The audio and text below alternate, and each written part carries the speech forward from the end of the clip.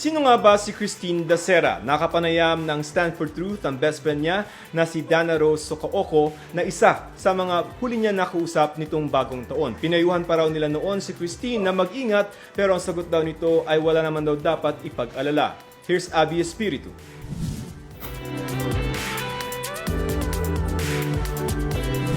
Pangarap para sa maraming kababaihan ang maging isang flight attendant. Ito rin ang pangarap ng 23 anyos na si Christine Dacera. Pero sa mahigit isang taong flight attendant sumabay sa pagtatapos ng 2020, ang huli niyang paglipad.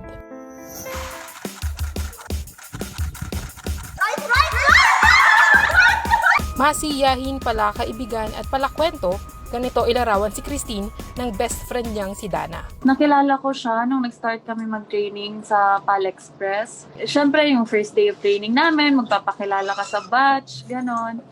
Sobrang jolly ni Christine as a person. Kasi Bisaya siya, and then Bisaya din ako. As in, agad-agad na yung loob ko, magaan talaga for her.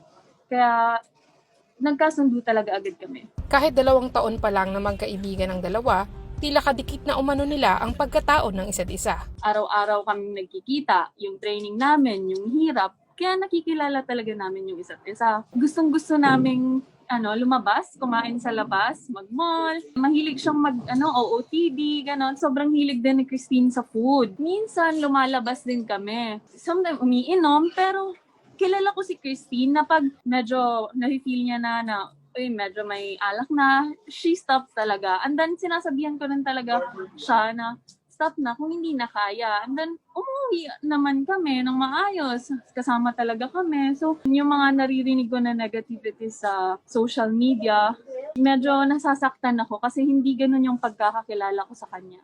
Beauty and brains ika nga dahil noong kolehiyo nagtapos ng cum laude si Christine sa University of the Philippines, Mindanao sa kursong Bachelor of Arts in Communication. Naging pambato sa mga beauty pageants at fashion shows at kalaunay naging finalist sa 2019 Miss Davao. Si Christine is one of them na talagang nag-excel talaga sa exams namin every day. So masasabi ko talaga na bright talaga si Christine. Seatmates turned best friends. At simula noon, laging magkasama ang dalawa hanggang sa maging ganap na flight attendants. Secrets, problem, isa talaga siya sa mga kaibigan na matatakbuhan ko.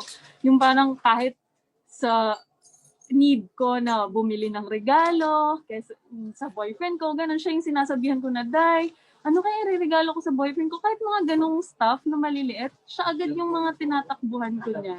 Very supportive. Like, narinig ko nga sa mom niya na, alam mo daw na lagi kang bukang bibig ni Christine.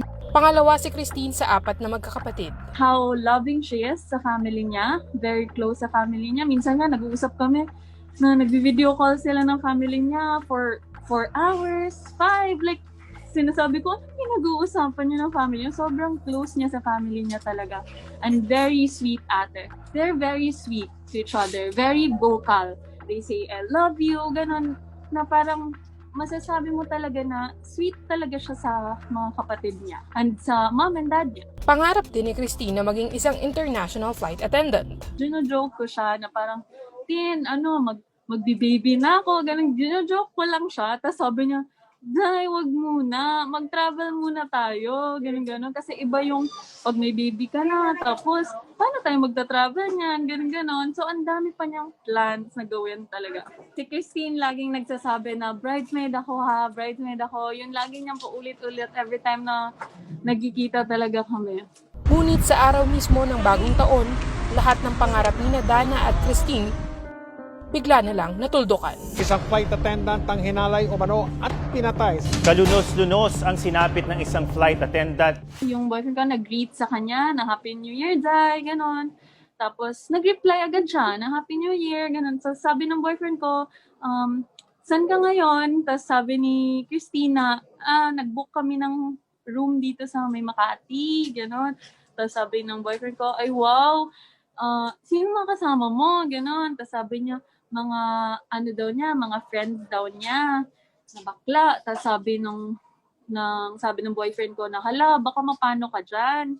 Tapos sabi niya, negats, Day, mas mga babae pa to sa akin, ha ha ha. Tapos naghahaha na lang din yung boyfriend ko. Yun na yung last conversation namin na around 12:45 a.m. Ang pagkamatay ni Christine pinagpiestahan sa social media. Ang Philippine National Police naninindigan na may rape o panggagahasang naganap sa pagkamatay ni Christine. I think there's been a rape. Yung babae, di ba? Okay?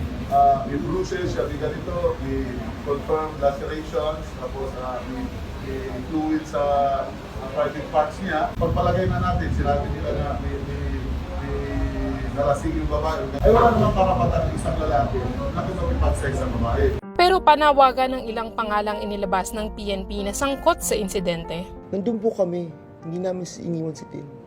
Until the end, hindi namin iniwan si Tin.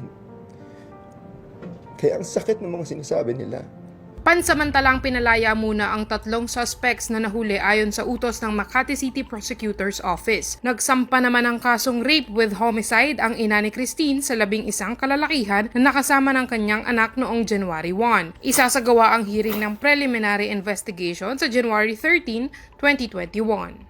Kabi-kabilang espekulasyon para sa isang buhay na nawala, pero sana mas naging maingat sa mga binibitawang salita dahil mabilis kumalat ang mga haka-haka. Naway mabigyang katarungan si Christine Dacera. Ako si Abby Espiritu. I stand for truth.